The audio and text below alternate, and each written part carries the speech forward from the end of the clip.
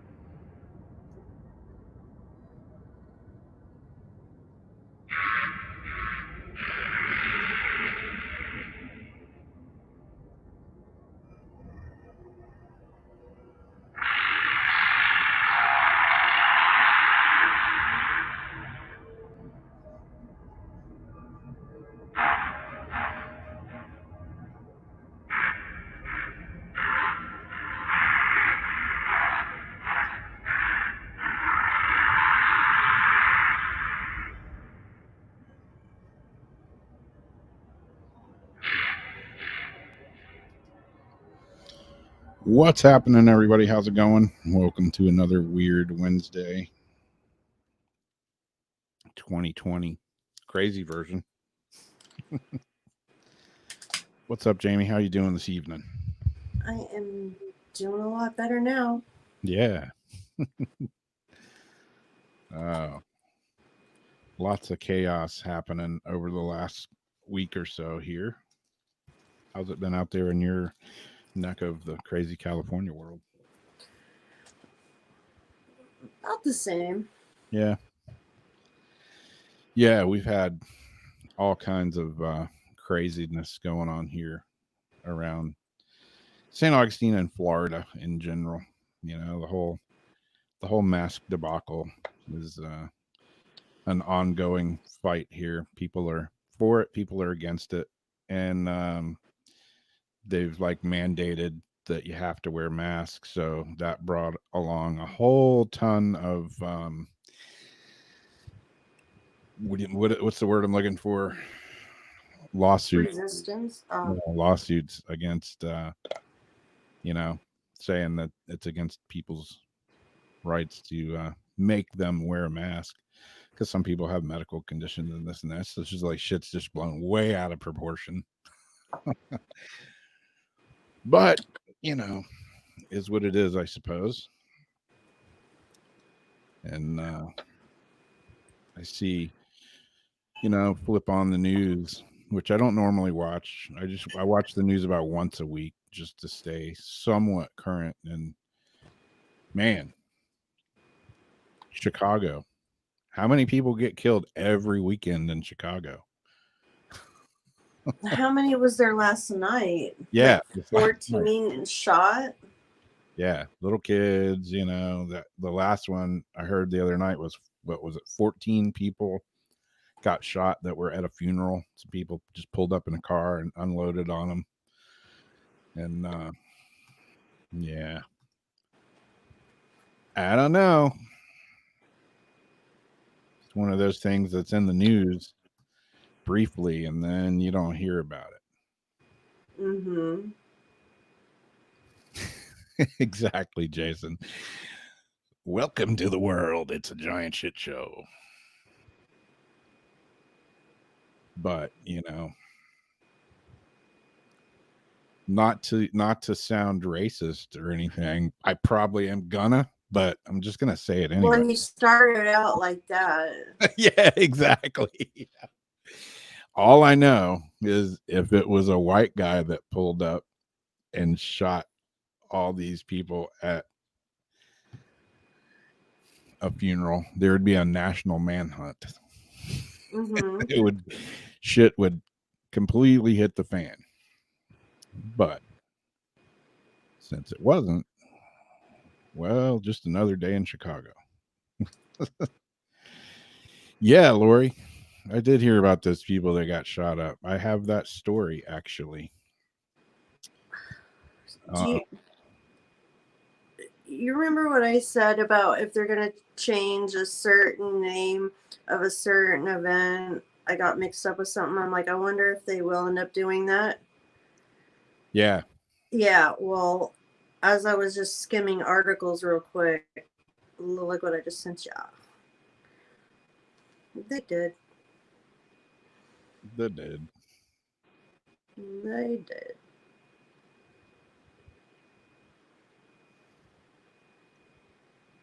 Yep. Looks like there's some extreme weather heading towards the East Coast. Yeah. Yeah, I think we're gonna have some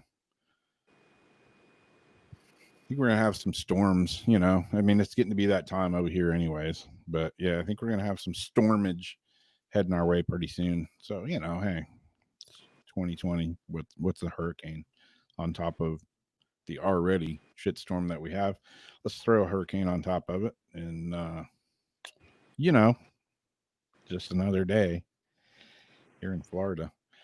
Yeah, what Lori mentioned, there was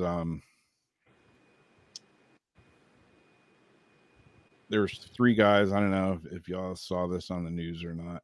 Was here in Florida in Polk County, and I had some pictures of the victims and of the assailants, but this is just a picture from the scene, and it was pretty horrific. Three friends decided to go fishing in Polk County, and they were going to go fishing at night, and they left. They all, loaded up in their trucks. They went out to a lake out there, and before they even really got to the lake, this guy followed them. They had apparently stopped at a dollar store on the way to the lake and grabbed, some snacks and whatnot. And apparently this guy that's like known around the city of Frostproof, Florida, he was in the store, and he heard he had a beef with one of the guys, something about a truck. I don't know, sold the motor out of his truck or something. Who knows? I don't know the whole story, the background between these two, but apparently he had a beef with him, followed him out to this lake, and him, his brother, and his girlfriend, and the guy got out of the truck and pretty much just blew these three guys away, like shot the living shit out of them, killed them all. And it's a pretty gnarly story. The article that I have right here, I watched the update from the sheriff today, and man, the sheriff, he gets right down to business. Yeah. Including the end where, he said that their goal is to try and make sure that this guy that did this gets the death penalty. He didn't pull any punches about it. What I got here: Florida man describes desperate call from his son in Polk County triple homicide case. I was holding him, and he was telling me what happened. That his father got a call from his son, and his father basically showed up as his son was dying. So that in itself has to be as one of the most hardcore things you could possibly go through. But it says it was a phone call a Florida man dreaded receiving from his son. Help. Brandon Rollins told his father, Cyril Rollins, according to authorities. Brandon Rollins, 27, and two longtime friends, Kevin Springfield, 30, and Damian Tillman, 23, were killed in Frostproof, Florida on Friday night. But before he died, Rollins called his father. Polk County Sheriff Grady Judd said the three men were massacred in the woods near Lake Street after parking their two pickups to go catfishing. He described the murder scene as horrific and said the killers were at large. A spokesman for Judd told Fox News on Monday there was no new information about the investigation to report. I was just so upset last night I didn't know what to do, Cheryl Robyn said in an interview with WFLA TV. On the call from his son, Cheryl Rollins said, "We heard some background and fussing and all that, but I left and I went out there." He also told the station, "When I got there, I was looking for my son. It was a mess. I found my son. I was holding him. He was telling me what happened, but I was too shocked to know what was going on." The elder Rollins revealed what his son told him to investigators. Judd said, but at this time they are not disclosing the details. Rollins was sleeping when his son called. After finding his son, he drove to a gas station and called 911. He left his cell phone at home when he rushed out of the house. WFLA interviewed the mother of Brandon Rollins to determine that justice be served. "I know it can't bring my son back, but I want to see something done," Dottie Payton said. "This is horrible." Family said Brandon was an avid fisherman and a wild hog hunter. Payton said her son went fishing almost every other night. "I moved here from Jacksonville, Florida, for him 2 years ago, and this is not how it was supposed to be. I want justice for him." Well, since then, they have caught the three individuals that did this. And it was one of the guys, the trigger man. He has been arrested and has charges over 230 arrests. For what? All kinds of shit, like battery, this, that, theft, you name it, like all kinds of stuff. 230 arrests. And any felony? Supposedly, yeah. My question is, why was this guy out walking the streets, you know? I mean, I have close personal friends that have gotten in trouble for a misdemeanor and had to wear a freaking ankle bracelet and be on probation for a year, you know? Yeah. And for one thing. Yeah. And this guy has 230 and he's out. And everybody, you know, they put out the thing for tip, you know, call in with tips. And tons of the tips that they got were like, "Hey, check this guy out." You know, everybody knew him. If some shit went down bad, he's the first person that the whole town looked at. And sure enough, that's who it was. So what's over what span of time were these arrests? I didn't get the whole time frame on it, but because like if they're like little misdemeanors, like here and there, like when he's close to, you know, this and that, then, you know, he's just gonna keep slipping through the cracks. Yeah, they said his first arrests were when he was 12 years old, and he's, I don't know, 30. Yeah, so I'm gonna say if it goes back to before, like, he was even an adult. Yeah.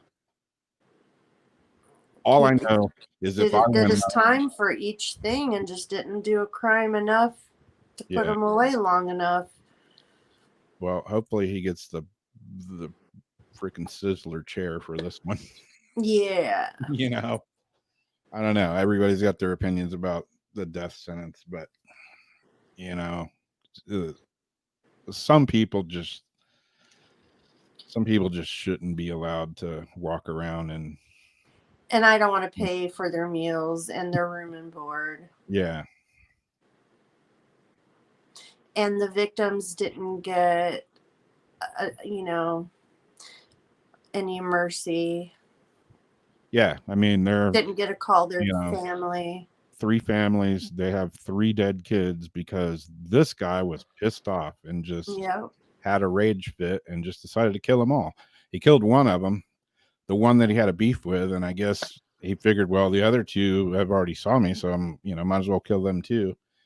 And they left the murder scene and went to McDonald's and ordered some hamburgers and chicken sandwiches or something. Yeah. I don't know, man. Screwed up world. I heard that. He went and ate afterwards. Yep.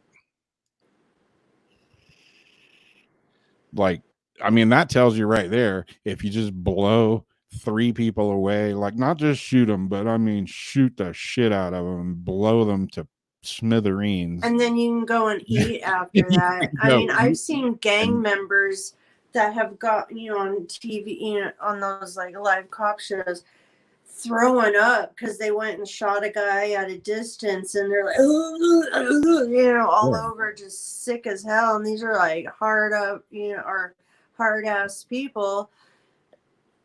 Yeah. To have an appetite, to be hungry, and then be able to eat after something like that is just. Yeah. And his girlfriend had no criminal history whatsoever.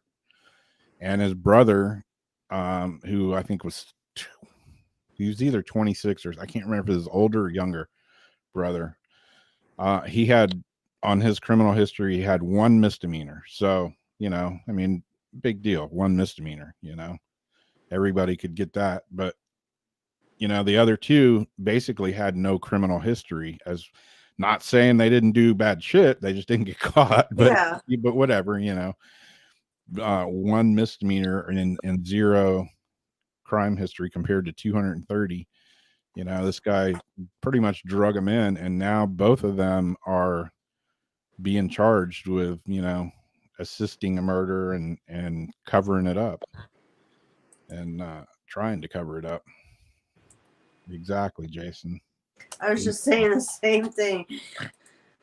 It just blows my mind though that somebody can be out walking around with that many arrests and stuff. I could go out and do something stupid and beat the crap out of somebody, and I'd probably be in jail for 10 years, for doing one thing here. So I just don't get it. And I don't get, I know, they have to have a fair trial and blah, blah, blah. But, lawyers that would want to defend somebody like that, jeez, man, throw them in the chair too. Well, that's it seems. Yeah. I don't know. I know they have to, be appointed a public defender or whatever by law or whatever. But man, that's the lawyer's conscience. Yeah. I don't know how, like a defense attorney, I get it. Like, there's innocent people that need to be defended, but when you're defending somebody that's a complete sleazeball and you still do it. Yeah. And you're taking the money for it, what does that say about you? Yeah. So, a completely different story that's not near as morbid as that one. Feel sorry for all their families, it's gotta suck. So here's a completely opposite story from that. And this people may have heard about this one too. 21-year-old woman quits her day job and she now earns 6 figures a month by pretending to be a dog. So what? Say what? What? What you talking about, Willis? Yeah, she Oh wow, what kind of weird stuff are they doing? Yeah. A jar, a cabinet full of peanut butter. Yeah, I heard this on the radio the other day. I was driving around and, what kind of weird stuff is she doing? Well, this picture over here, just imagine the next level of pretending to be a dog, and that'll pretty much tell you what's going on. A Texas woman who reportedly said she has always acted like a puppy is now garnering more than hundreds of thousands per month through her performance on OnlyFans. Oh yeah, OnlyFans. There you go.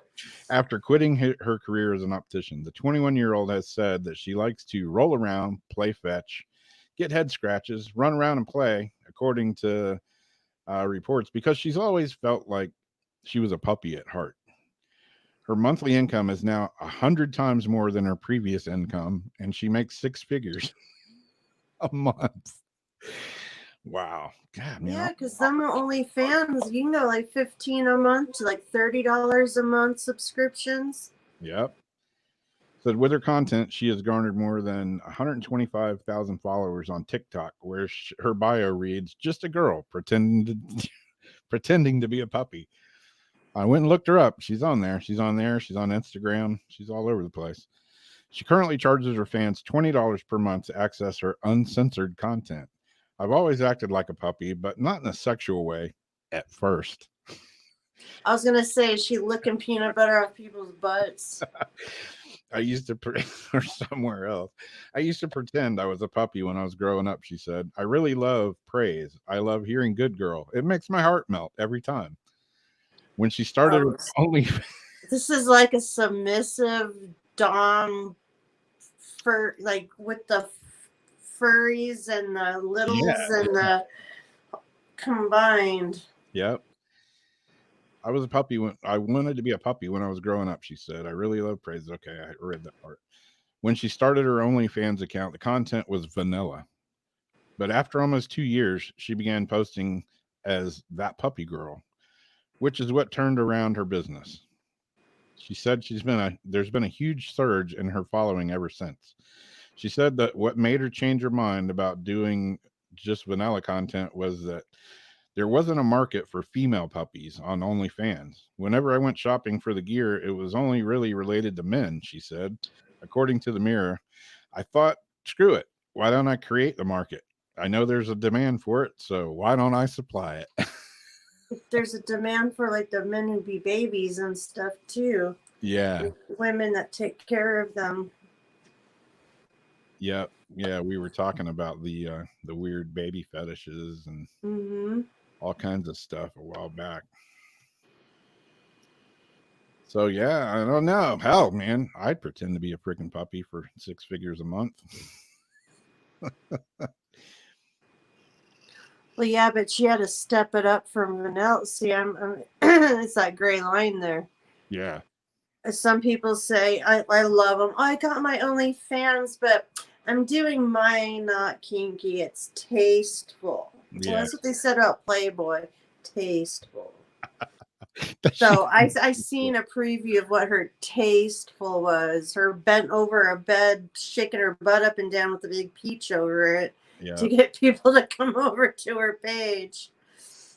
Yeah, the other article that I read, it was a lot longer, and she said she charges up to $1,200 for like custom videos, and yet I'm sure somebody would probably pay her to poop on the floor or on them, like a bad dog. Yeah, or on them, exactly. Price might go up for that in person. It will. Does she hump the couch too? Exactly. I'm sure she would. Hell, $1,200. Ew, they're like into bestiality. No, she said she draws the line there. Good to know there's a line somewhere. No, not her bestiality, but them pretending like bestiality on her. Yep. Like if a yeah, really. I want to see her eat out of the cat box.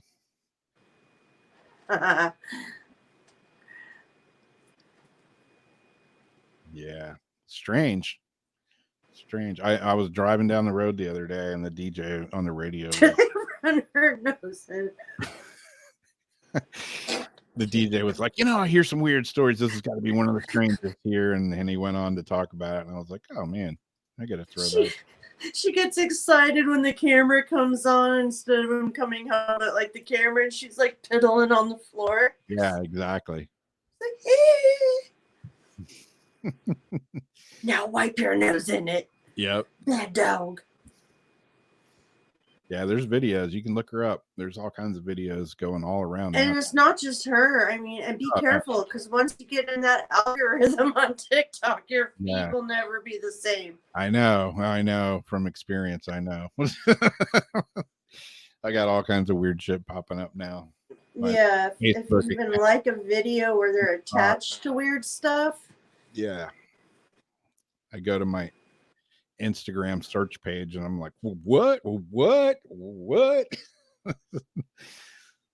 yeah. Based on posts that you've liked. Exactly. You don't even have to like them. You just have to look at them and you're locked in. Craziness. This world is... What they say, I like TikTok because nobody's trying to be perfect. Yeah. I just, it's like, I see your, shit. Like your weirdness, craziness, and I'll raise you one. Yep. We got another couple of little things here. Got a little video we threw together, and then we're gonna do Voices from Beyond with Ghost Box here, coming up in the second half. And oh, Lori likes cats. I like pizza. You get some cute little ears, Lori. Yeah.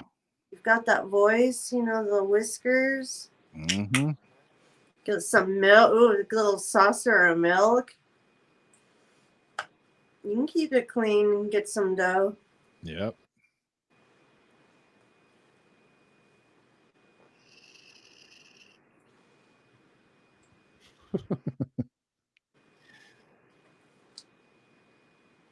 She likes balls and chew toys. She'll get her free donut at the drive-thru.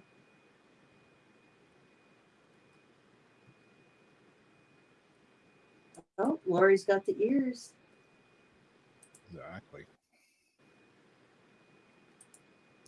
Hey, it's a free world, there's always ways to make money, I guess. Hey, I don't knock it. I thought it was a trip and I considered it. Twitch. And this gal, was it Twitch, TikTok? Anyways, sitting all cute in the bathtub, bubble bath. You don't see nothing. It's just the bubble bath. And she's taking vials, filling her bubble, bath water in these little vials. Auctioning them off as she is doing so. So people are buying vials of her bath water. For a lot of money. Like, you know what? I'm not into the whole taking pictures of my feet things and stuff like that, but shoot, if people are going to buy bath water. Exactly. I'm not selling my underwear, not doing all that. My friend made a lot of money on used underwear, used shoes. Used shoes was the thing. The stinkier, the better. Oh, yeah. Wow. But vials of bath water? Damn. I'm like, yeah. I wonder how many people drink it.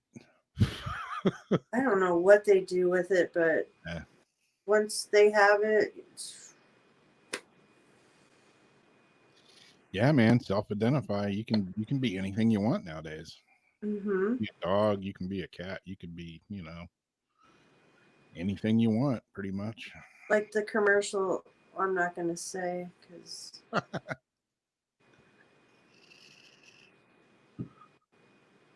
Well, to completely change the subject, once again, here's a little video on something a little more normal. All right. A little bit about the Hope Diamond. The one that was in the Titanic. Everybody saw that one.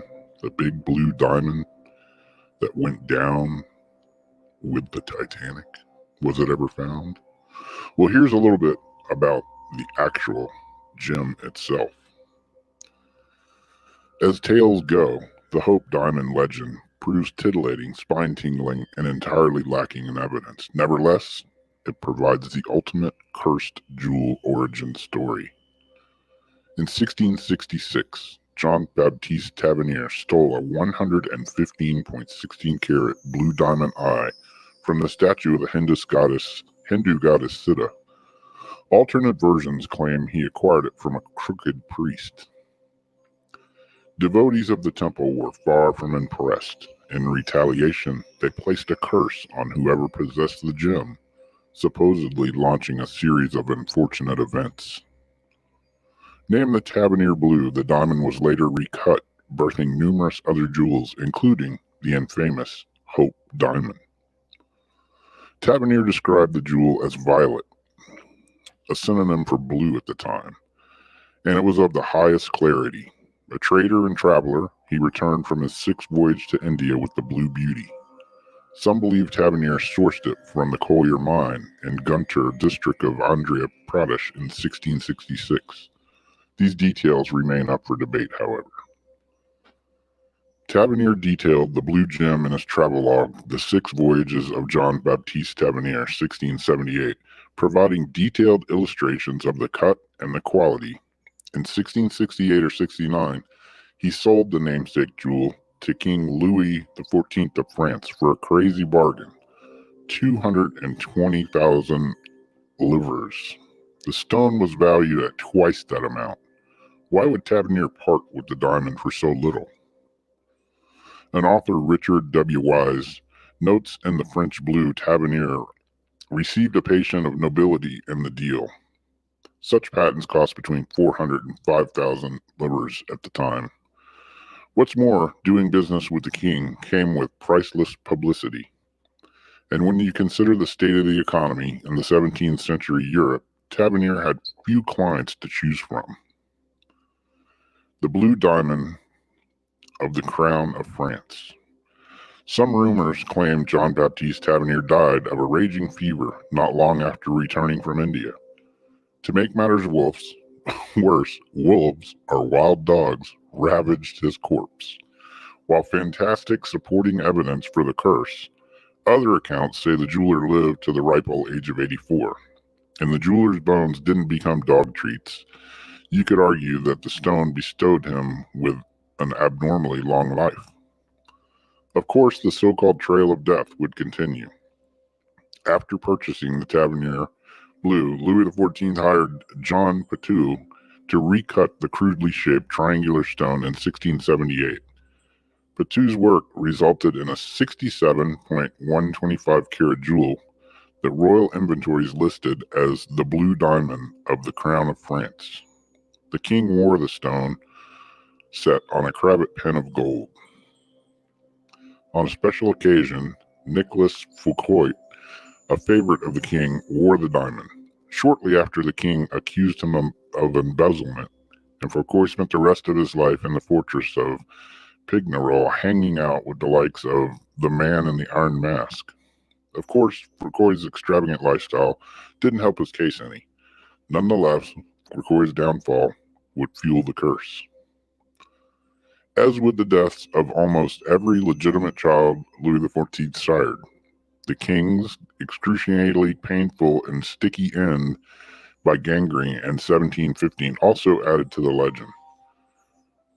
Were child mortality, necrosis common in the 17th and 18th centuries? Absolutely. Nonetheless, the curse of the Hindu god proved a more compelling explanation. Louis XVI and Marie Antoinette eventually inherited the French blue. By 1793, their heads rolled, and all but one of their children met grim fates. In the French Revolution's turbulence, the French blue disappeared. It eventually reemerged as a 45.52 carat stone recut to prevent identification. In 1839, Henry Thomas Hope acquired the diamond, endowing its name. Despite the positive title, his heirs also complained of bad luck and sold it to settle gambling debts. After recutting the diamond once again, Dutch jeweler Willem Vals's son Hendrik murdered him and stole the diamond. Hendrik later committed suicide. Another owner, Greek merchant Simon Monachardis, drove off a cliff, perishing with his wife and son. Did the Hope Diamond cause any of these tragedies? I don't know, but stories like this were about to make someone rich. In the 20th century, famed jeweler Pierre Cartier owned the diamond and wanted to sell it to American heiress Evelyn Walsh Maclean. But she didn't care much for the stone, so Cartier pieced together a tragic history for the diamond. It wasn't very difficult considering the stone's great age and the fact its human owners all proved mortal in the end. For good measure, Cartier added new accounts of French royals eviscerated by mobs, Turkish sultans disposed, Russian counts left penniless, and more. He knew something vital about the potential buyer. Maclean believed bad luck items brought her good luck. Cartier's rouse worked, and she purchased the stone. Maclean regularly wore the diamond. Some reports say she had a collar created so her Great Dane could sport it too. Then trouble started. First her mother-in-law died, then her 9-year-old son. Soon her husband left her for another woman, before ending up in a mental hospital where he perished. At 25, Maclean's daughter died of a drug overdose, and a financial ruin followed close behind. Forced to sell her newspaper, the Washington Post, Evelyn Maclean died impoverished. Was this a case of a Hindu idol revenge or self-fulfilling prophecy? We'll let you decide. The diamond's final resting place. Henry Winston of New York purchased the Hope Diamond along with Maclean's entire estate jewelry collection in 1949. For 10 years, the stone toured the world with other precious gems known as the Court of Jewels exhibition. Funds from the show went to charity. Because of the jewel's rare and unparalleled beauty, Winston decided to donate it to the Smithsonian Institute. He mailed the gem first class for $145 in insurance and $2.44 in stamps. The balance for the insurance fee was a whopping $1 million. James Todd, the mailman who delivered the package, would later add to the jewel's infamy. After he delivered, he claimed his wife died, his leg got crushed, his dog was strangled, and his house was burned to the ground. Not surprisingly, the Smithsonian has become the Hope Diamond's final resting place. One of the most famous jewels in the world, people remain intrigued by its lethal reputation and are satisfied to keep this blood diamond at a distance. They said Cartier profited from the curse when he sold it to Maclean, and the diamond's terrible reputation continues to draw crowds to the Smithsonian. What do you think?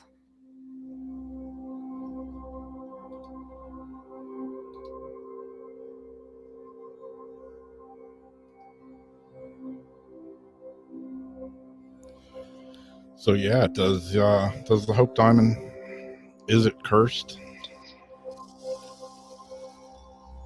Or is it just a coincidence? Well, I think, like anything, if you believe something so much, you could act, you know what I mean? Yeah. That maybe people believing it so long could have actually cursed it itself. Like if you keep thinking something's going to, happen, or they could be manifesting it out of fear. That's true. But those are some crazy stories.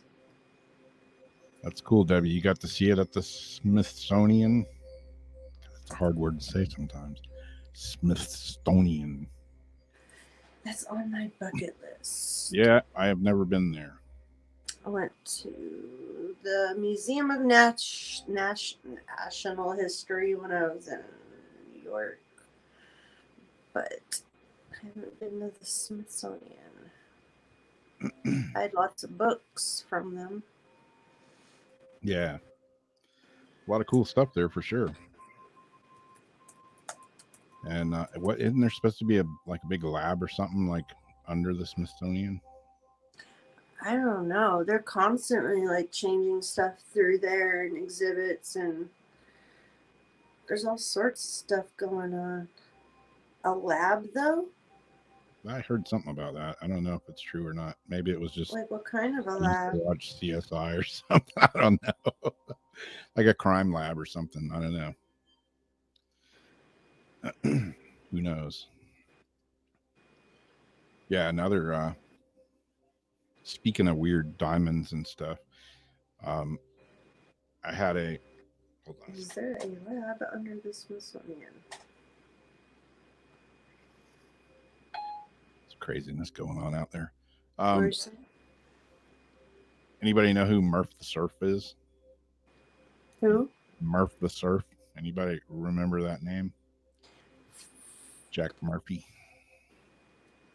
It sounds familiar. Yeah, he was a surfer, famous surfer back in the early 60s and late 60s and all, and then he kind of went down a little rugged road, took that fork in the road that went kind of dark, and he had one of the biggest jewel heists in history. Oh, damn. I knew he was a surfer. I didn't know that. Yeah. And yeah, there's a lab under there. Is there? Mm-hmm. Cool. Yeah, anyways. Yeah, he got caught for that, went to prison for that and some other stuff. But that was a long time ago. He's kind of changed his ways now and blah blah blah. But I'm supposed to be building a surfboard for this guy now. No way. Yeah. Cool. Who knows if it actually works out, but yeah, somebody contacted me. I can't talk about the design and all that yet, huh? I don't even know what it. Yeah, Bones. That's it, Debbie. That's where I heard it from watching Bones.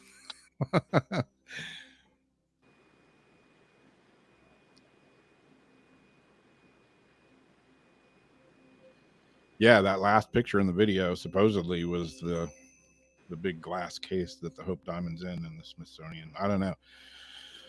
Y'all that have been there would know better than me. I'm just looking at a picture off the internet. But yeah, it looks like it's in a big, thick glass case. I'm sure I've seen several movies, people trying to steal the Hope Diamond. Yeah. I don't know if I'd want to steal it or not. No. You like steal the Hope Diamond and you got it, put it in your little bag in your pocket and you escape, run out and go into your runaway car and you get run over by a bus or something. I mean, who knows? Hit by a bus. Yeah, hit by a bus. I mean, what are you going to do with it after you steal it, for one? Break it up? I mean, what are you going to do? I don't want that shit. Yeah. I don't want that over my head. Yeah, it's weird. I believe too much in the karma. Yeah. It's weird that it's been like recut. I mean, what you see in the Smithsonian now is probably a, Piece. or a quarter of the actual size that originally was. That's what I was wondering, like why the pictures when I was looking at them, it's like they were changing. I'm like, wait, is that the same? It's like, no, they cut it. Yeah.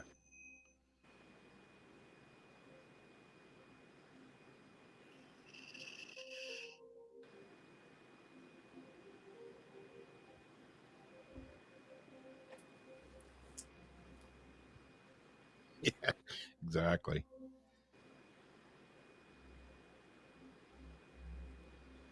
But yeah, among other news that's just here locally, I was gonna play some video from it. We're having a really weird. There's two sheriffs here in town that are running for sheriff. The current sheriff, I think he's been in office for like the last 14 years or something like that. And there's been some debates planned between the two sheriffs that are running right now. And just like everything else of 2020, the sheriff's election here has turned into a complete shit show.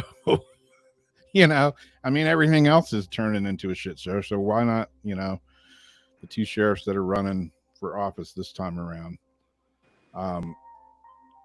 There's been several debates planned, and one guy will show up and the other guy will like bail at the last minute.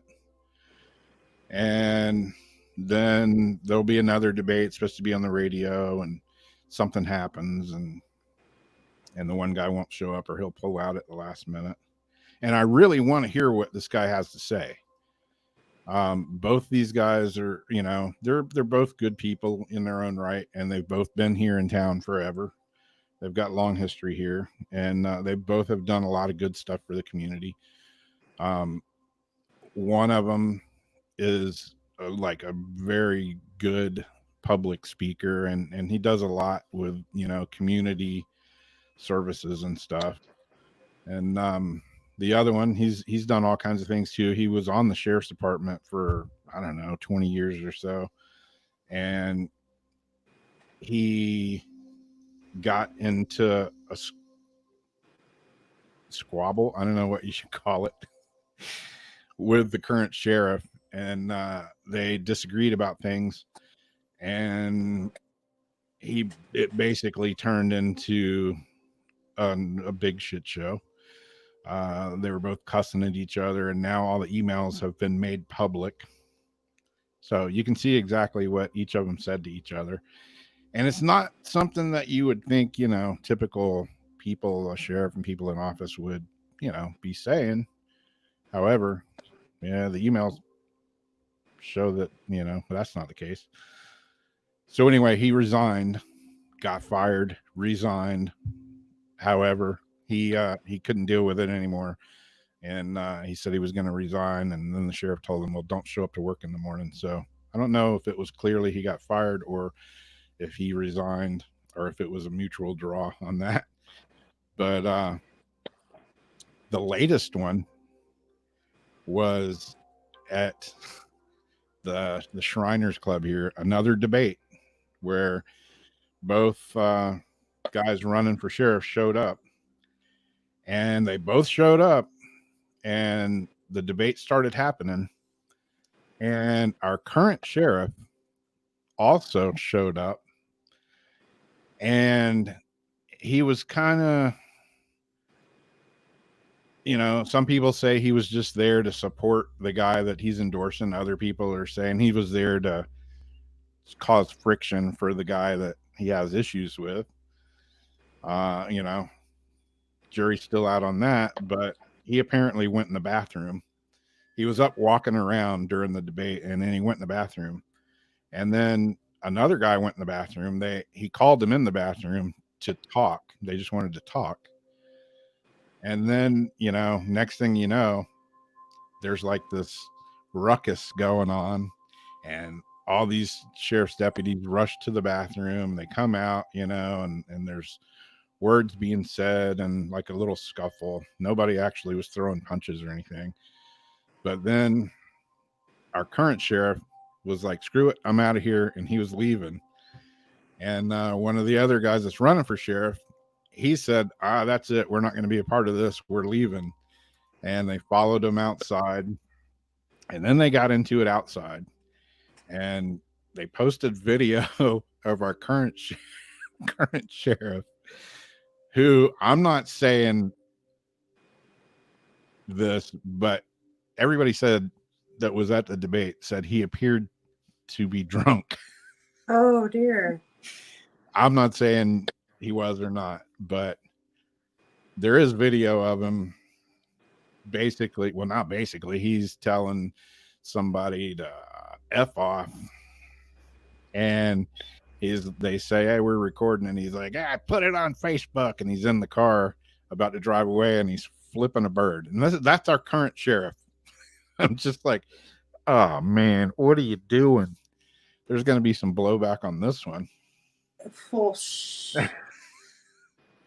You know, I know everybody's, you know, emotions get rolling and things like that, and they're all passionate about what they're doing, but man, you can't be the elected sheriff and be telling people to fuck off and flipping them the bird. It's just, No, it's not. No, not a good idea. Not in your job description. Whatever. You can do whatever you want. I'm just saying it's probably not in your best interest to be doing that publicly, and he had a driver that was driving him. So, apparently the way he looked, it was probably a good thing he wasn't driving. But yeah, man, it's turned into a real blowout here as far as the local elections go. I don't know if that's normal for everywhere else. Anybody else have your elected officials that just kind of go off the deep end like that? We just have stupid Like Gavin and stupid Pelosi. Well, yeah. I mean, you get on that whole level, and yeah, that's a real shit show. But yeah, I guess exactly. Neil Perry, way back in the day, he was sheriff for like 20 years or something. I don't know. But yeah, there's some weird things that have gone down here. And we could do another Voices from Beyond. There was a lot of the debate here is, if anybody remembers seeing on the news, the sheriff's deputy that his girlfriend supposedly killed herself with his service gun. Yeah. Yeah. Michelle O'Connor, I think is her name. She supposedly killed herself with his gun, his police gun. And there's a whole ton of people that say there's no way she killed herself. She wasn't in that frame of mind. She was not a person that would do that. And then there's a whole ton of people that say the sheriff and the whole system here is like helped to cover it up. And yeah, it made national news, and it's still a big debate. And one of the current guys that's running, Strickland, he said that he wants to reopen that case. So that could be one reason why there's a lot of blowback on him, because there might be some secrets that people don't want to let that cat out of the bag. Yeah. So it'll be interesting. But yeah, we could fully do a Voices from Beyond on her. Maybe she could answer if she should. Yeah, that might be a good one. Might get me in trouble here in town though with some people, but Well, remind me, so when I ask about the next week one or the next 2-week one.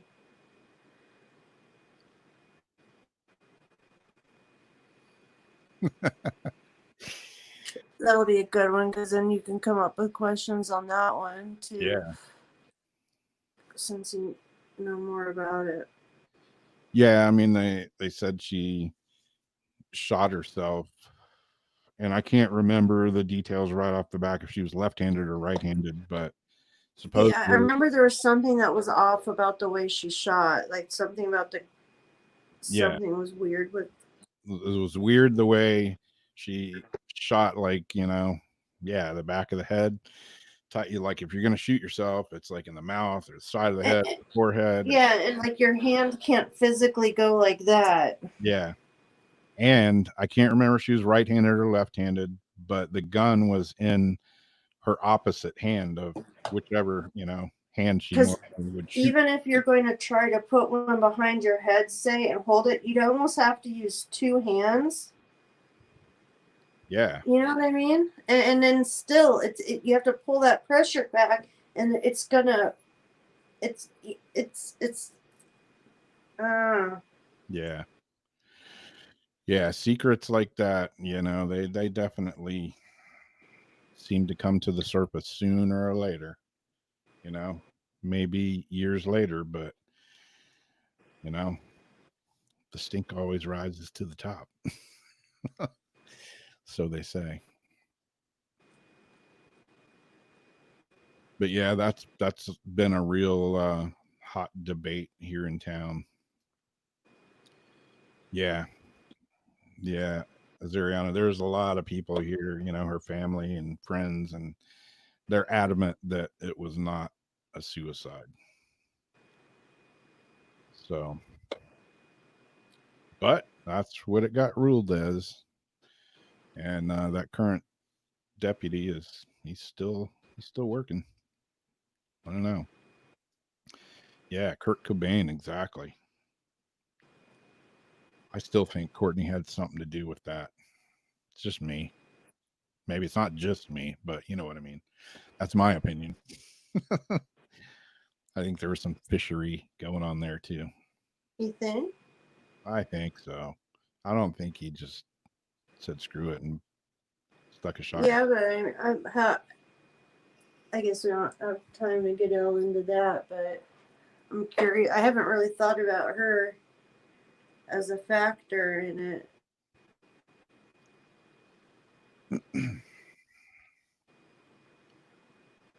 Yeah, I don't know. There was a lot of strangeness. We should do a story on that one night. Yeah, we should. Really? We could ask Kurt. Yeah. Yeah, I always like Ulrich's comments, like on my last Randonautica video. He always like finds the weird stuff and the weird like signs and stuff in there and all. I appreciate that, man. Always like hearing your insightful like words or, you know, visions on the stuff. Seriously. Yeah, I don't know if everybody saw my video from my last Randonautica trip. I haven't done one this week. I was going to do one today and just didn't have time. And my last one was pretty trippy. I had been to the gun store and bought some ammo and planned on going to the gun range the next day. And I left the gun shop and I was cruising down the road and I was like, oh, I'll do a rando trip while I'm out driving around. It'll take me someplace fairly close, you know. Did one. And my intent, again, don't put it in the app. You just think it. And I thought guns and firearms. Took me to this like abandoned lot where there used to be a bunch of trailers. And I got out and I looked around and I'm thinking, I'm going to shit my pants if I like find a gun out here or something, you know. And I looked around for probably a good 15 minutes or so, and I'm kind of looking, and I see these no trespassing signs, and I'm like, yeah, I probably ought to get out of here. So I left. I didn't find anything. I'm thinking, weird. You know, I don't know about this app, man. It's just coincidence or whatever. I'll do one more. Left, driving down the road, and I stopped, and I put it in again, and I figured, well, I'll just do the same intent, guns and firearms. Start following the map. And it's taking me out towards where the sheriff's department is. And I'm thinking, wow, that's weird. It's taking me it's like 6 miles away or something. And I'm thinking, wow, this is kind of weird. It's taking me way out of my way. And I'm like, I'm going to freak if it takes me to like the sheriff's department. Following the map, and there's the sheriff's department. I drove right by it. It says get to US 1, take a left. It's still like 2 miles away. I'm driving, you know, I take the next left that the map tells me to, and I'm going down this long road. I'm like, great, it's going to take me out in the middle of the woods to another dead end road. Who knows what I'm going to find? Got to the dead end road, and I look over, and as I'm driving, I see this fence with barbed wire and everything all around it. And I'm thinking, get to the end of the road, and lo and behold, it's the saltwater shooting club and gun range. And I was pretty freaked out. It's like I wondered why it took me so far out of my way. And then when my intent, and I never said it out loud, I never typed it in the app, I just thought it. I'm in the car by myself, you know, and I'm thinking, I'll just think it. I won't say it out loud just in case this thing's listening or something. Sure enough, it took me to the gun range where I planned on going the next morning. And I had no idea. I'd never been to this gun range. I'd only heard about it. I didn't even know where it was. I figured I'll just look it up in the morning on the way there and figure out where it's at. Never been there. And Randonautica took me to the gun range. Well, I told you the other night I was wanting to go down to my place, chill, kind of look for the comet and do some ghost boxing maybe in the car. And I was thinking about this specific direction up by, the VA hospital and where the sanitarium is, where we used to always go. And that's where I really wanted to go. But then I thought, okay, maybe I'll take the app, just for the hell of it, just go on a trip real quick. But I thought I really want to go out there though. So it asked my intent, and I said ghost in my head. But in my mind, I was picturing my turnabout. And so then I look at my marker and I'm figuring the map around, and I'm like, wait a second. That's like literally like half a mile from right where I wanted to go. And I went out there. I don't know the purpose, for going there. It turned out that's the exact same spot where I was looking for comets the other nights. And I was going to do a ghost box session there. But it was just really weird that that's what I was thinking about. And it's a weird direction to go. Yeah. It, would have taken me normally like all these other places. So it was just kind of a trip that's what I was having in mind where I really wanted to go, not saying it out loud or anything. And it pretty much had me right before the turnabout. Yep. Yeah, I don't know how that thing works. I've been trying to debunk it like every way I can, and and I make sure that the app is turned off, and it only uses my GPS supposedly When it's on. When it's on, yeah. And I even took it off my phone a couple of times, and then just reloaded it when I would go to use it. And yeah, when I went to the gun range there the other day where it took me, I pulled up and I was literally like, you have got to be shitting me right now. I was like just totally like flabbergasted, if that's even still a word. And I wasn't filming, I was just out just goofing around, thinking it's not really gonna work. And I got there, and I was like, I gotta at least, video where I'm at and tell the story of this, because I don't know how it works. I don't have a clue. I mean, I read how it's supposed to work. I just don't believe it yet. But maybe that whole manifestation thing, maybe it there's something to it. I don't know. Maybe. Supposedly that's how they roll with it. I don't know. Yeah, Mary, it's got a real weird vibe to it. I mean, there's tons of creepy videos, but there's a lot of really cool ones too. A lot of really positive ones that are really good. And but yeah, it can get creepy. I mean, I don't get creeped out that much being a paranormal investigator. I'm used to being out in the middle of nowhere by myself at night, or in the woods or wherever. But when I've done it with this app, I've just got a really weird feeling that, like, hell no, I'm not getting out of the car. I listened to that intuition, that gut feeling or whatever, and I'm just like, nope, I'm out of here. Not doing it. At nighttime adds all and I know that's a psychological, nighttime's just like the voice, yeah. Yeah, nighttime's creepier, but yeah, man, I don't know. I just got a really uncomfortable feeling. It's good that you listen to those instincts. And it looks like we're coming up on the second hour. Yep. So if we want to start some voices from beyond. Yep, we can do that. We've got a cold case here that we did a video, had some issues with it, that explains a little bit about the story. This is one that was suggested in chat that we do.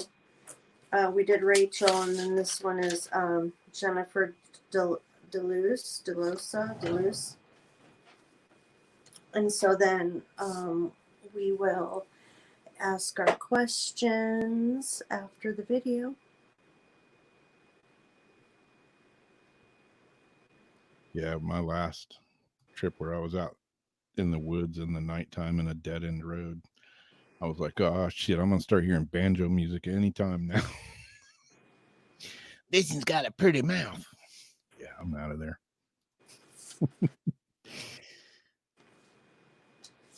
All right, here we go. The disappearance of Jennifer Doulos. Jennifer Doulos went missing in Connecticut on May 24, 2019. She was 50 years old at the time of her disappearance.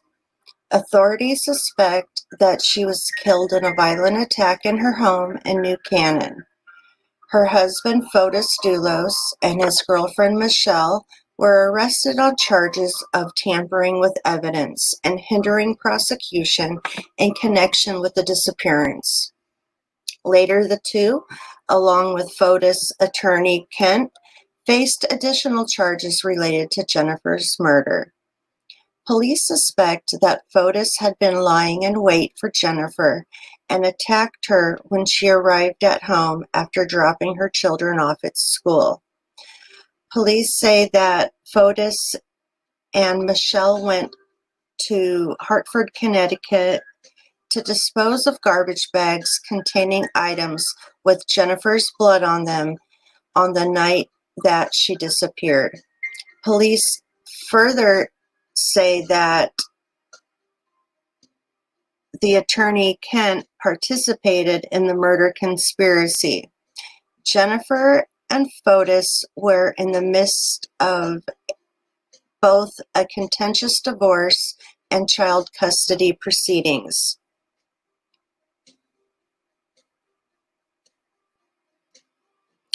Jennifer was last seen on May 24, 2019, when she dropped her children off at New Canaan County School. That same day, she missed a doctor appointment in New York City, and two of her friends reported her as missing that evening. That same night, police found blood, which they later discovered belonged to Jennifer, in the garage of her New Canaan home. Police also found evidence of Jennifer being the victim of a serious assault. That same evening, Fotis and his girlfriend Michelle were captured on video dumping garbage bags which contained Jennifer's blood in 30 trash bins in Hartford, Connecticut. Jennifer's car was later found near Waveney Park in New Canaan. At the time she went missing, she and her husband were estranged and engaged in a really bad divorce. They were also involved in contentious child custody proceedings.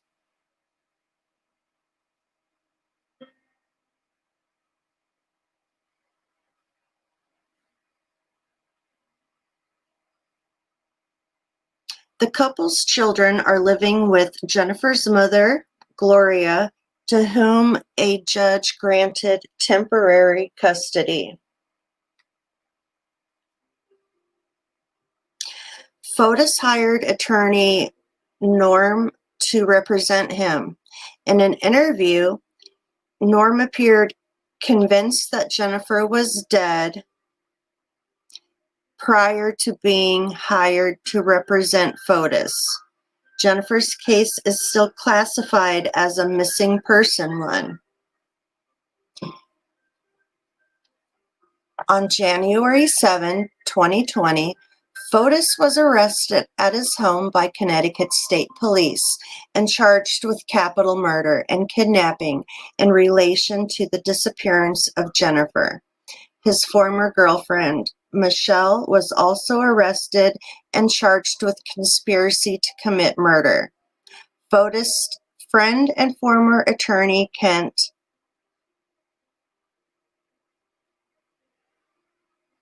often misreported as Manwinnie, was also detained on January 7 and charged with conspiracy to commit murder. Despite these arrests, the body of Jennifer is yet to be found. Following these arrests, court documents released highlight the backgrounds of Doulos and his attorney. His attorney became estranged from his wife after being accused of spousal rape. His wife went to South Windsor police and told authorities that she feared Fotis, and I'm trying to look for his, and Kent. She told authorities that she feared Fotis and Kent were working together to kill her. After Jennifer disappeared, a shallow grave was discovered at a secluded property that Kent owned, filled with 2 bags of lime and a blue tarp. Authority and canine dogs discovered the grave in August 2019, but no body was found in the grave, and said items were found to have been removed. Fotis was found unresponsive on January 28, 2020 at his home in Farmington, Connecticut, after intentionally poisoning himself with carbon monoxide by running a tube from the exhaust pipe of his SUV into the interior of his car while it was parked in the garage. Initially, it was reported by some news outlets that he had been found dead, but responders performed CPR and had restored a faint pulse. They transported him by ambulance, and he was then airlifted and pronounced dead at Jacobi Medical Center on January 30, 2020, and he was 52 years old. So since then, when I went to look this story up this morning, I saw that there are recent updates to it and some new evidence that has been found. People magazine say, lacking definitive answers in the mystery of what happened to Jennifer, investigators nonetheless revealed evidence and a new clue in the case of the presumably murdered Connecticut mom. In a Monday interview broadcast on Dateline NBC, Connecticut State Police Sergeant Kenneth described what he believed was a serious violent assault in the garage of the New Canaan woman's home, based upon blood spatter found underneath the drive shaft and the passenger floorboards of the 2 vehicles parked there. The evidence suggests she may have been bludgeoned to death standing up and then fell on the floor between the 2 vehicles, said the lead investigator in the case. More tellingly, investigators found zip ties that were cut and had Jennifer's blood on them. Our theory is they were used to incapacitate Jennifer in the garage. Doulos has been missing since May 2019.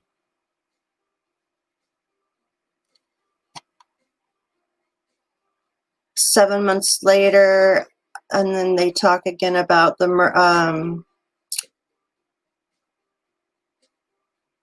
charged Fotis with her murder, charged his girlfriend Michelle and his lawyer Ken with conspiracy to commit murder. While out on bond, after pleading not guilty, Fotis was found unresponsive on January 28th after attempting suicide by sitting in his car, as you know, we had just discussed.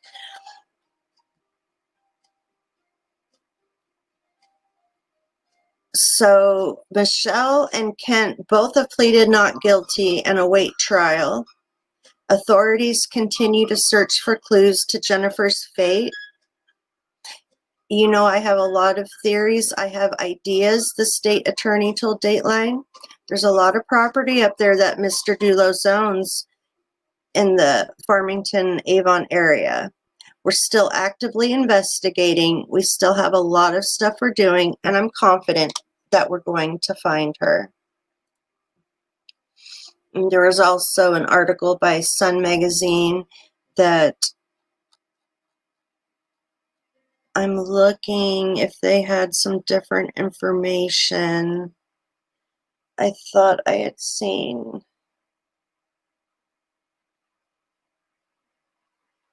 On the day Jennifer went missing, police claimed that Fotis drove his employee's truck to New Canaan to wait around for his wife to return home from dropping the kids off from school. They believed he later drove her body away in the truck and alleged he had the vehicle washed in details days after she vanished. Investigators also accused Fotis of pressuring his employees to change the truck seats. Jennifer's DNA was found inside the employee's truck, authorities said. Last year, Richard told court that Jennifer's blood was mixed with Fotis' DNA in her kitchen sink.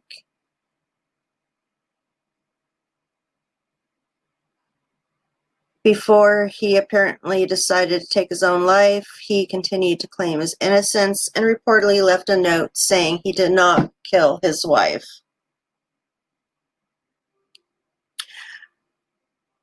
So, that's where we're at with this. Hopefully, maybe our guides and our spirits will be able to give us some insight on this story. And we hope that she is returned home one way or another.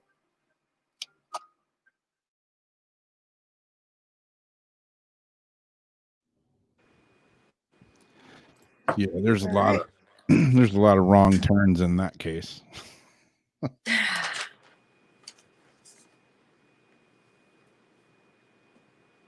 A lot of things that are just left too many questions and not enough answers. Yeah, I guess that attorney of his, with the wife, I don't know if she's dead or missing, but like the dog had found 2 freshly dug graves that were already ready, that had like a tarp in it and lime in it. And then when they had come back, all the stuff was like taken out and there was like no body, ever put in there. Yeah. But I don't know like what happened with her, if she just disappeared. Yeah, it's weird.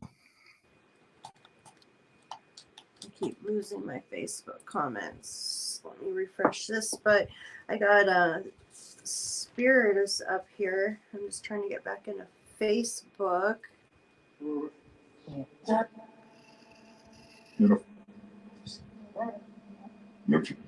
Almost sound like Jennifer. Yeah. And I let them know ahead of time what we're going to be doing.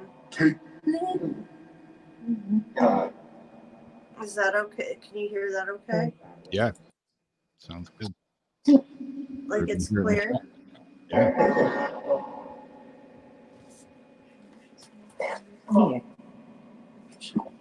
Okay. Hello, spirits. I love you too. Hey. Are you here to help? To help find the body? Where is Jennifer's body? You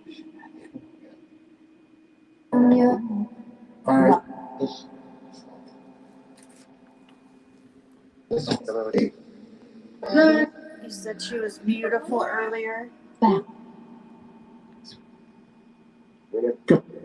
Do you know where Jennifer's body is? Almost sounded like her last name just then.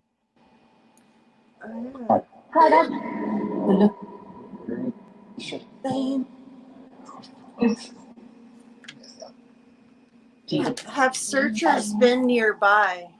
Oops.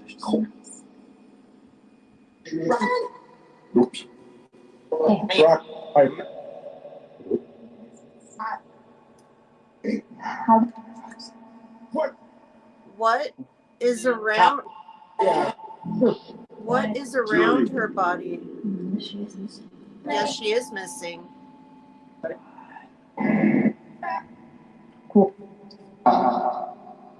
What is around her body?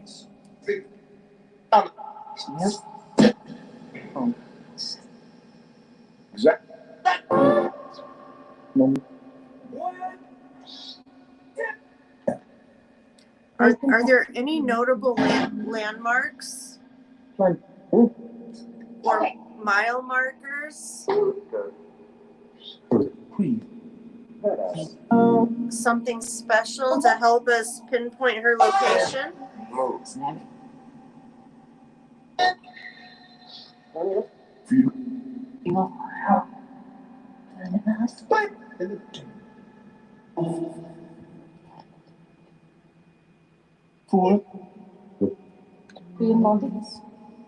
Who knows where her body is?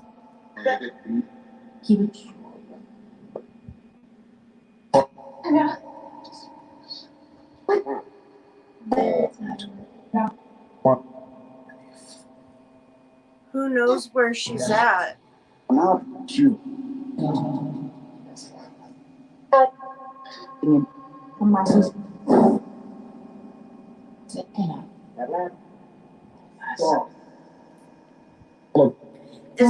Is Jennifer in the Farmington, Avon area?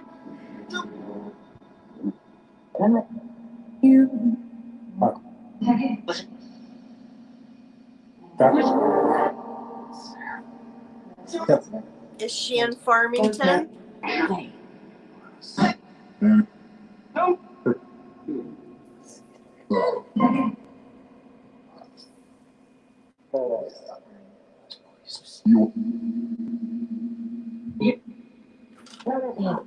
Is Jennifer on any of Fotis's property?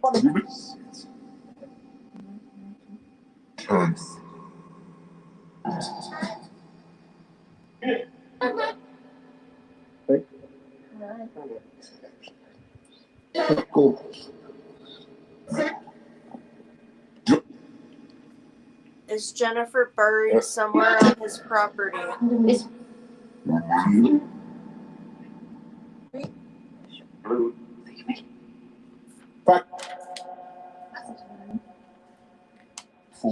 Is she in the type of prepared grave that Kent had done for his wife?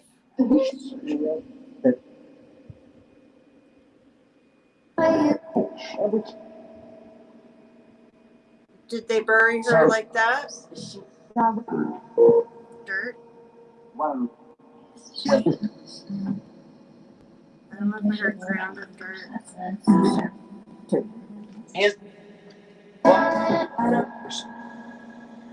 Are her remains still intact?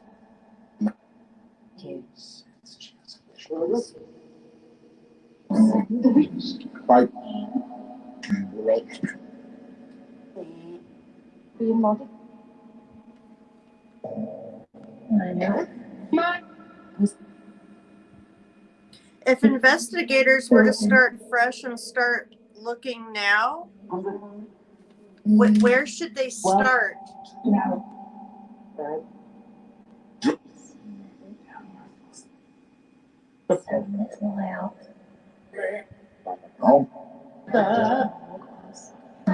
Where should the investigators go to find her? I heard in my house. Was that? I thought I heard when you asked the question a minute ago where to start looking. I could have sworn I heard in my house. Is Jennifer still at her house?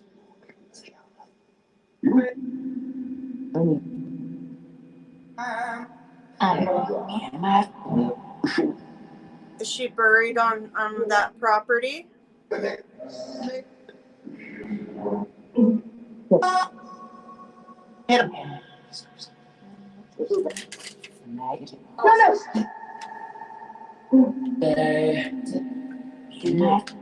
Was her husband, his girlfriend, and attorney all involved in this?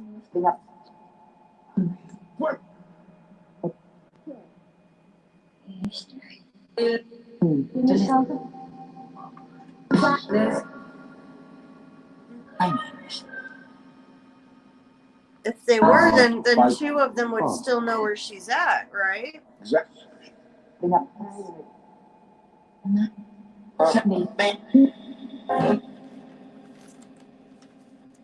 Why was she killed? No.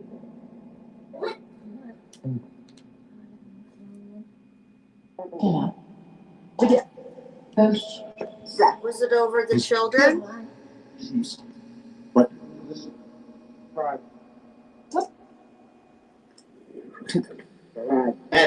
Alive.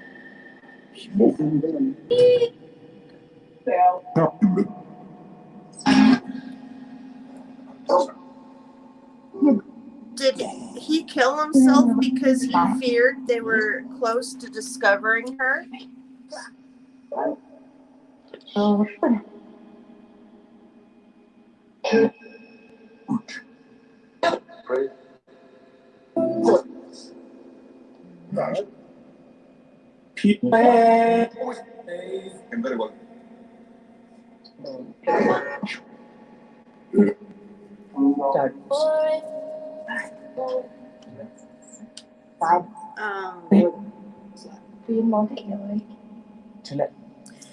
He left a suicide note stating he did not kill his wife. So why did he kill himself if he was innocent?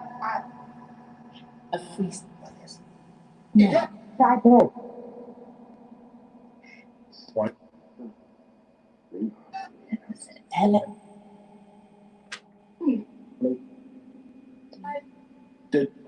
You don't know why he killed himself?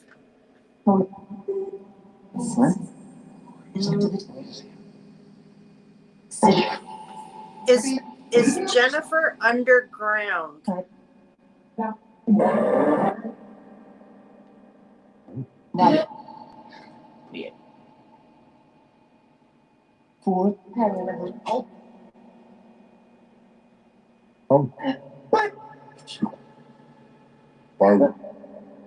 Is Jennifer underground?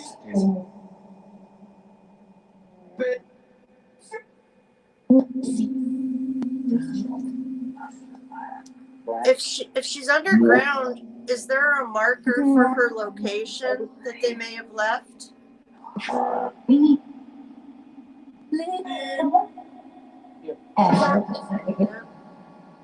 What type of a marker?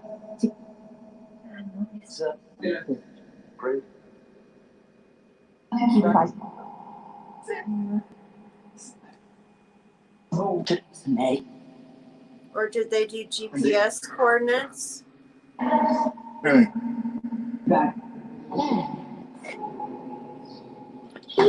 You wouldn't happen to know them coordinates, right?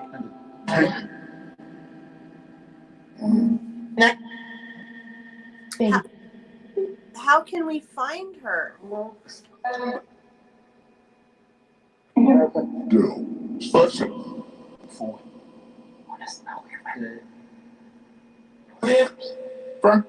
Nope.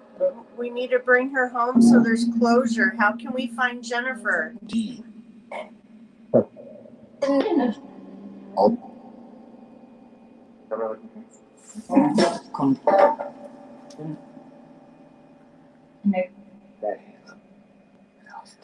Where did Fotis drive her body to in that truck?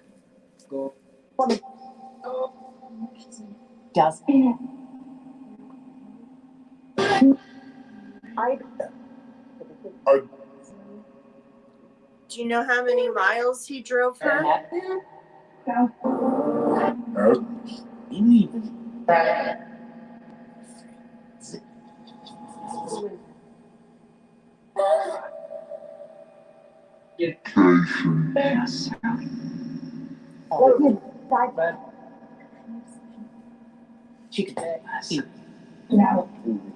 Is there anything special we need to know in order to locate her? Any clues?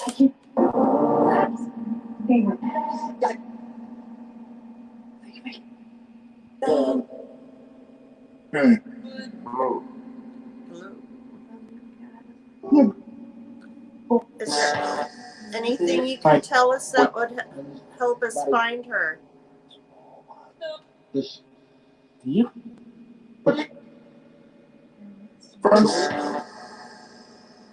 A really good clue.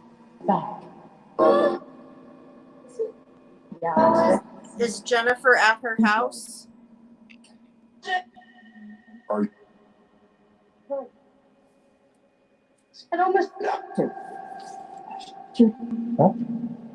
Where is Jennifer's body?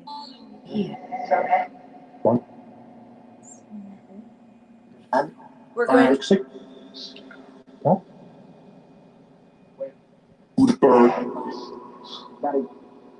Body burnt. Was she burnt?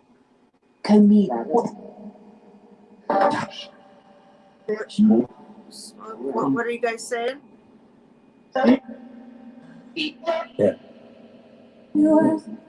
Was she lit on fire? We're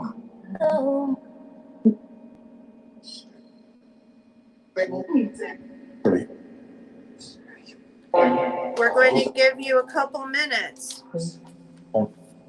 If the guides can connect with her energy.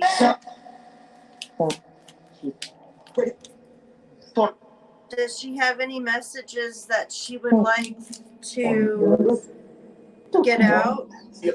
Either about her location or a message for a loved one? Anything? You can help her get out right now. We'll give you a minute.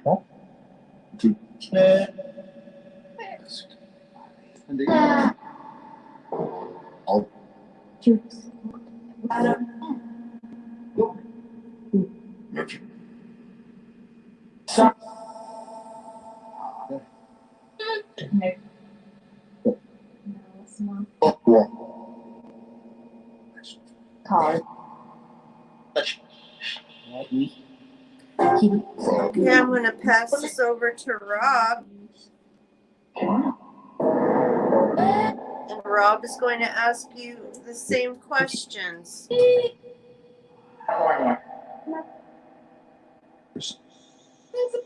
So I'm going to, I thank you for helping. I'm turning down in 3, 2,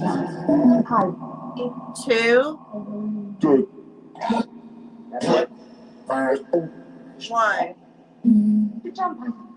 Thank you.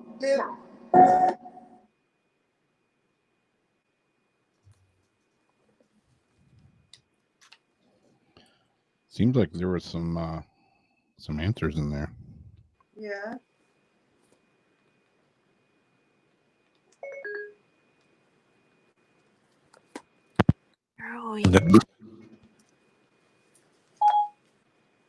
Hey, wait.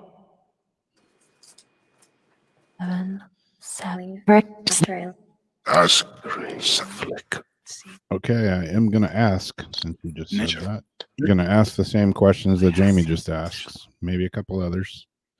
So, no, it does.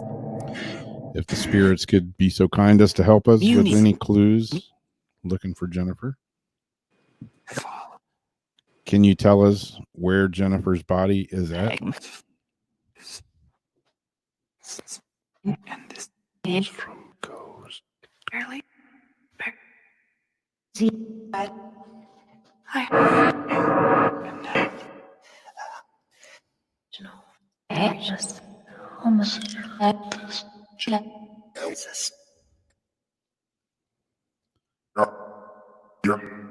Have the people that have been searching for her, have they been close? Have they been near to where she's at? The Miller. Yes. Do it a class. Nope.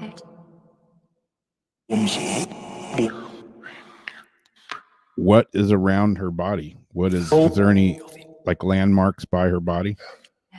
Red. Smells really good. Something red. Some little uneven.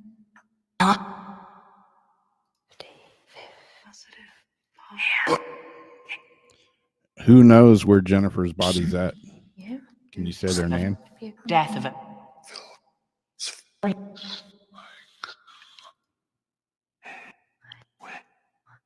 Problems.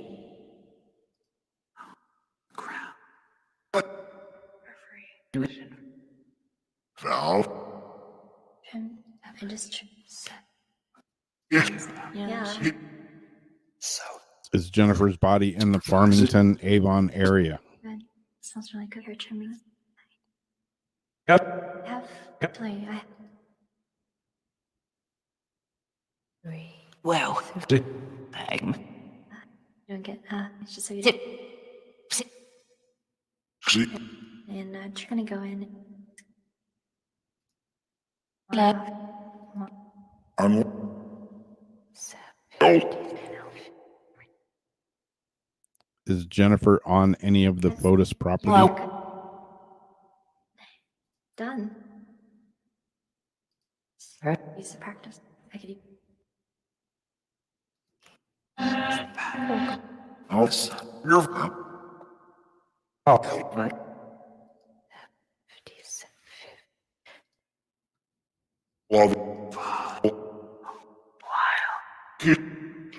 just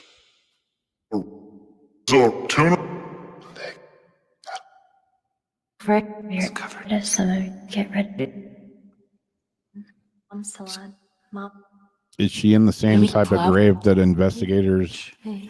found Kent's missing wife? It's your eyes. Hey. Can you close family. water to earth and Just put earth. Yeah. anything?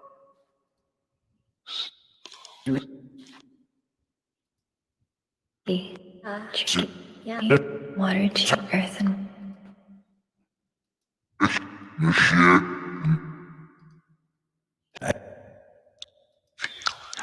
That's it. and I'm just going for it. Same Or- message. Yeah. Yeah. What is the message? Helps you to set that So tug on your hair. Bill.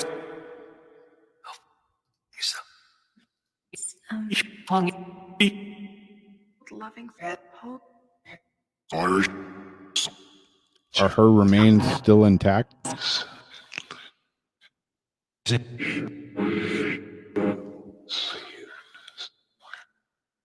Staff.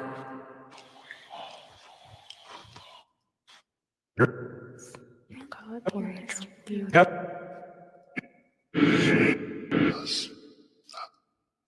No. butter. Just avoid like a gust. What? A little bit. If investigators were to start fresh, where should they start looking first? Must Or fusion.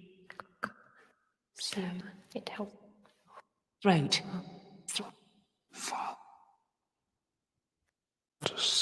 your window. This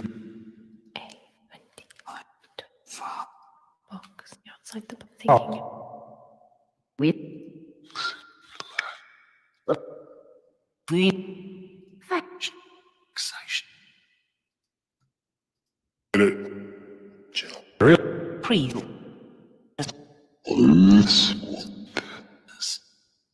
Was Fotis, Michelle, and Kent all involved? Hugo.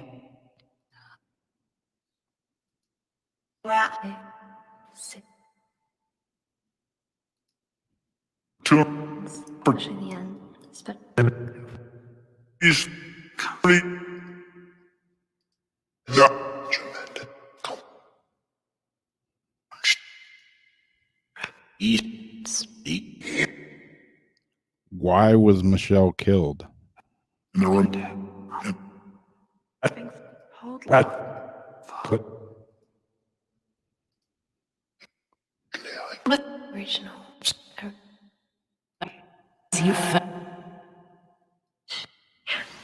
See, up, prop. Than the watch. Fuck. Jeez. You said Hugo. Who is Hugo? But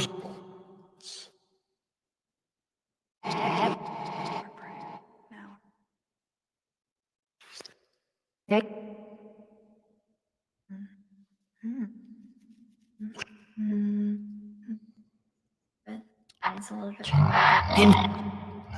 Did Fotis kill himself because he feared they were too close to discovering her? short. Really. To be able to aura when you're close your eyes. Can you see? Yep. A little bit. Just.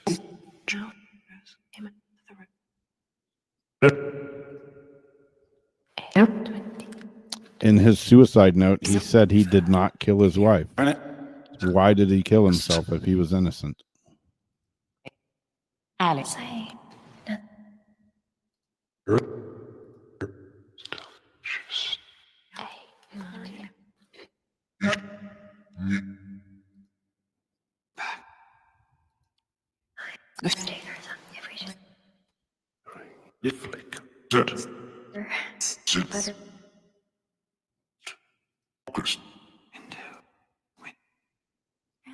Your hair stuck through.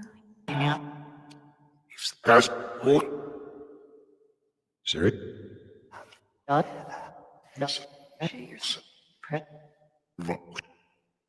Sound like it said shoot yourself. No. The queen. Is she buried underground somewhere?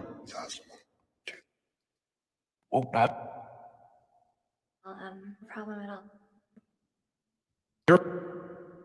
And What was your question? I said probably not.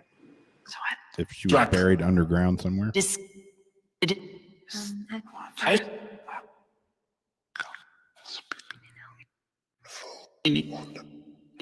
Yeah. Take it home. No. Two.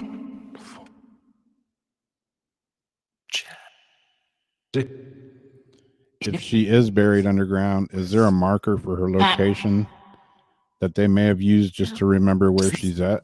Or any GPS coordinates? Loving hope.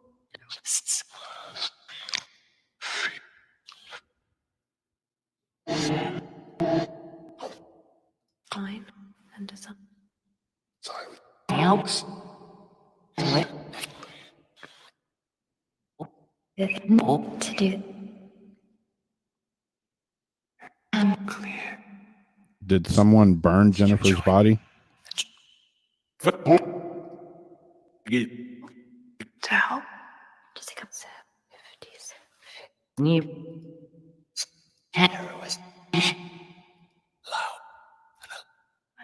Another of you. Death.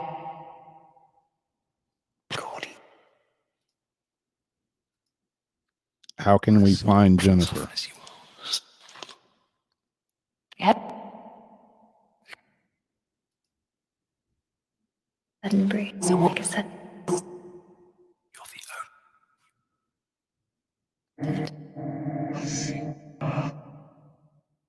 The Hang of this is turning into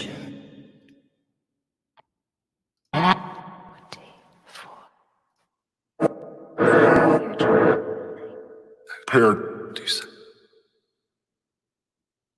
No. Evidence shows that her body was in Fotis's employee's truck. Where did he drive her to in that truck?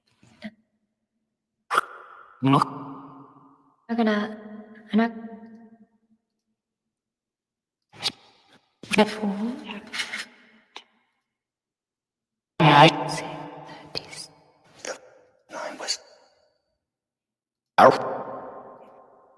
Thank you. Thank you.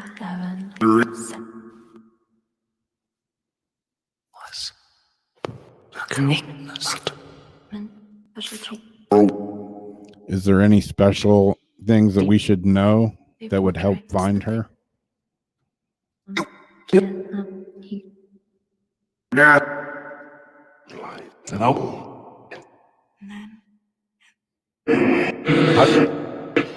here. Yeah. Power now.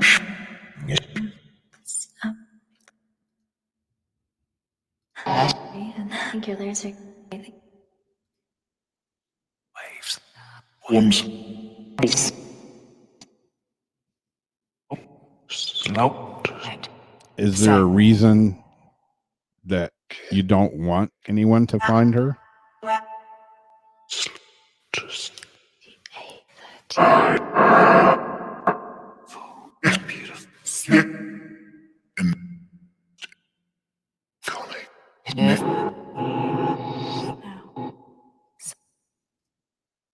Make sure. Be a little to and that one.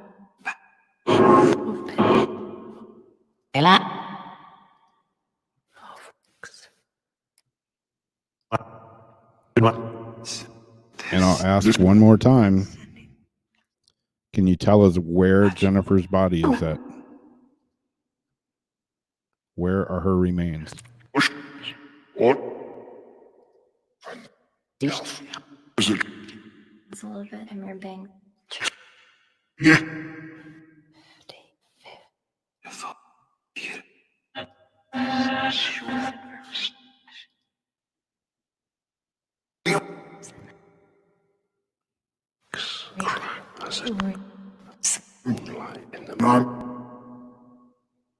Not. Odds.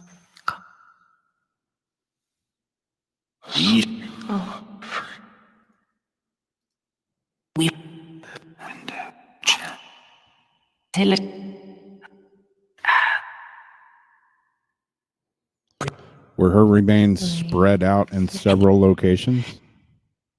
Is it Irish?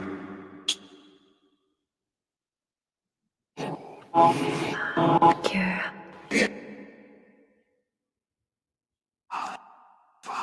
Out? Now. Sit. Please. Walks. All right, spirits. Thanks for trying to help us. We'll definitely have to go back and review. Hey. It seems like we got some clues in there. So we're going to turn it off. In 5, 4, 3, 2, 1. Why not? Thank you. May take. Fond of.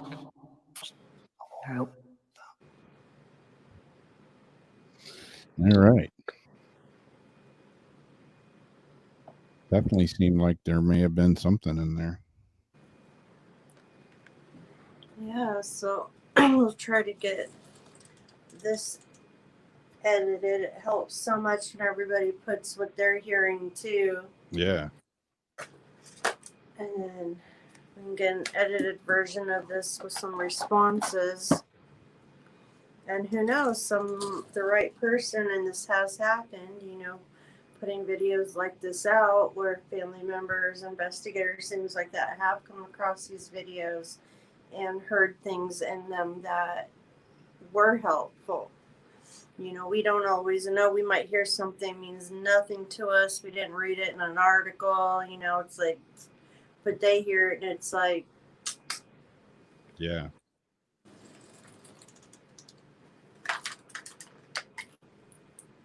Yeah, they could hear a name and anything like that that could mean, could open up a whole new path in the investigation. somebody heard, when I thought I heard red, somebody heard red bicycle. Just that right there, like an officer, somebody might hear that and think, hey, out on, that side of the property, wasn't there a red bike laying there? Yeah. Little things like that. Yeah. I mean, there's who knows what or where there could be clues hidden in that. And since this is something that is still being investigated, once what I like to do with cases like this, I've said before, once they do develop more and put out more information, it's cool to hear the updates compared to like the question, and then go back and listen to the questions we've asked. That's why it's good to edit these ones, just to see, like, did we overlook something that was a clue that turns out comes up in their investigation, and we didn't even realize it, and that just helps with what the ITC experiments, how accurate it can be.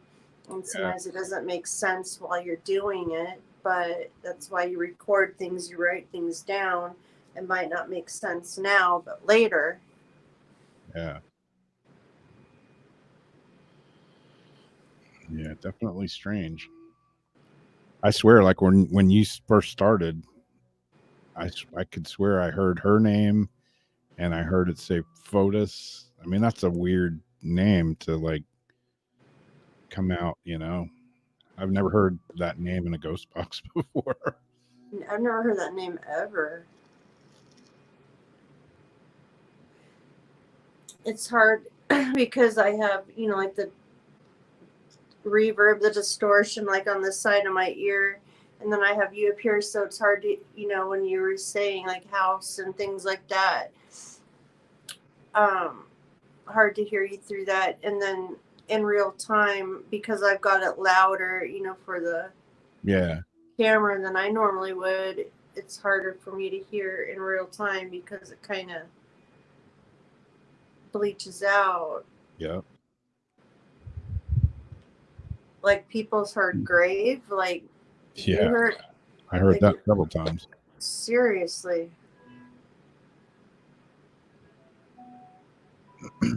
Yeah, I'm drawing a blank right now, but it's been in the news forever, all over YouTube. The girl that her two kids were missing, and they just recently found both of their bodies buried on their dad's property or whatever. Was this the Yosemite thing? Yeah.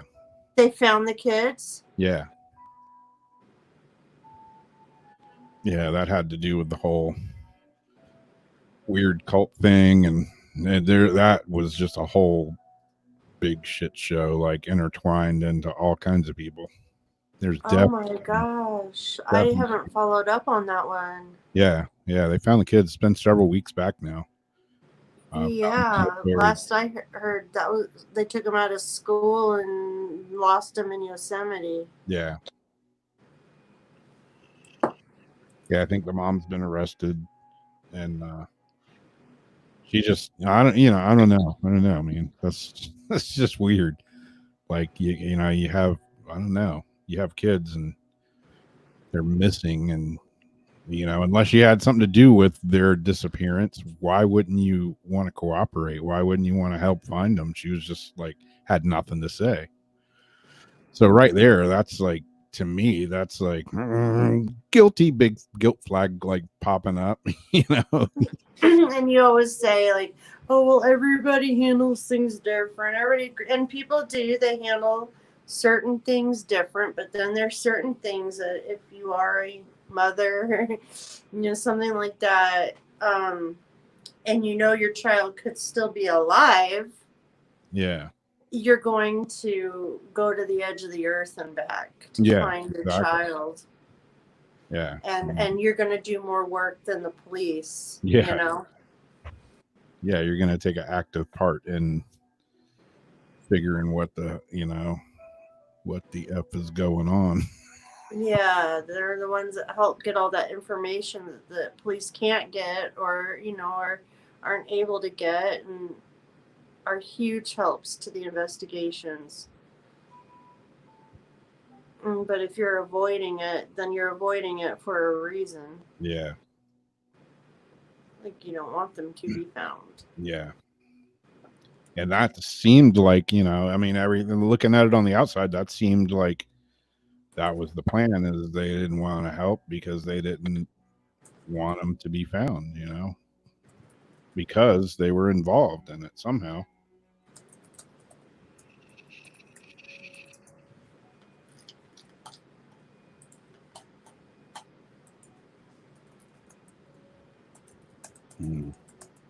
Cool. And Later on. anybody else that watches this back, like on the archive, if you hear stuff too, even though it's not live, still put what you hear in the comments, because we do check it back, especially before review and editing.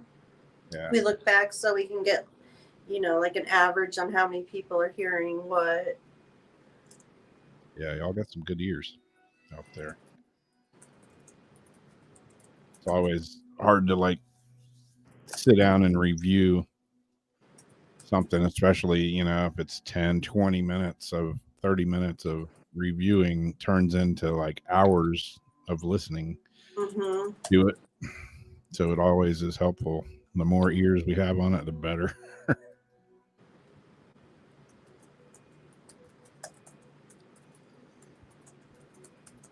Cool.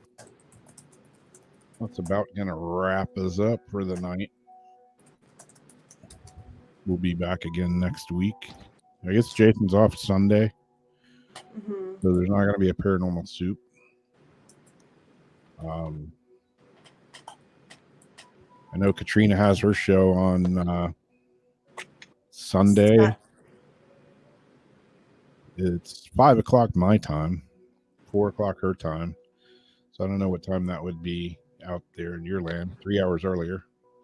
So 3:00 your time. And wherever else y'all are at, I don't know. I'm glad you said that, 'cause for some reason I had thought Saturday, but definitely check out Katrina and Rhodey's show. Yeah. Go to their page, go to their YouTube, subscribe, help get their, that new channel. I think it's a new channel they're getting going, and spread the words, spread the videos, just with everything else, the more you share, the better. And I really want to see them do well with this. Yeah. Sam, that used to live here with me, she's going to be on the show. She's second in line. So we'll be doing it from here. So we'll be on there Sunday afternoon. For Katrina? Yep. Awesome.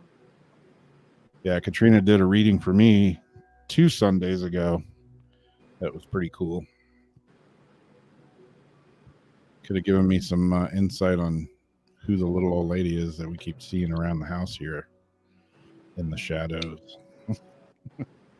Somebody that I never even thought of, I kind of thought at one time it might be my grandmother or my aunt on my mom's side, but she was mentioning people on my dad's side, and it could have been my grandmother on my dad's side.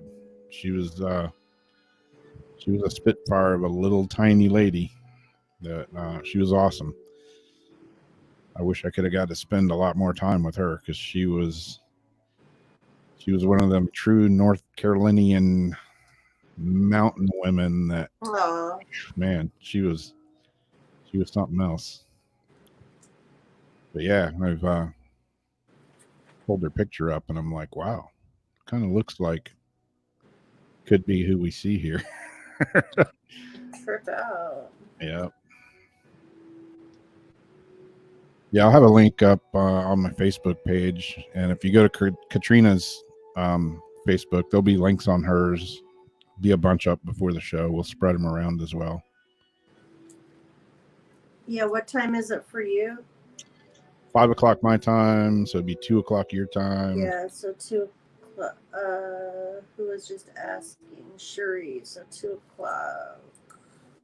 Yeah, I'm in Florida, so that's Eastern Standard Time for me. 4:00 where Katrina and Rhodey are at. So, that internet technology. I'll be I in different s- places, and I'll be at the same place at one time, different time. Yeah.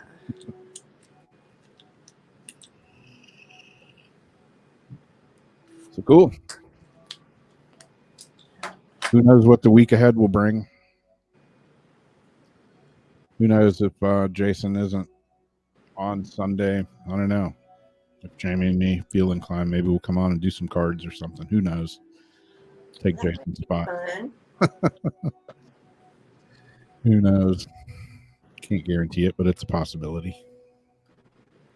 Yeah, I've been kind of doing some nighttime. I've been taking them down after some of them down, but been kind of doing some Instagram live readings, just Yeah. messing with the Instagram TV and seeing how it works if people come on that way. Tarot's way harder to do, fast like that. Yeah. But the oracle readings are a lot easier to do for just people coming through. Yeah. Yeah, Lord, humanity could definitely use some praying. Some mojo, some well wishes, whatever works for you. I heard the box say praying a lot. Yeah. Too. Yeah. So cool. Thanks everybody for being here. And love you all, and have a great rest of the weekend, and we'll see you back here again. Same time, same channel. Bye-bye. Bye-bye.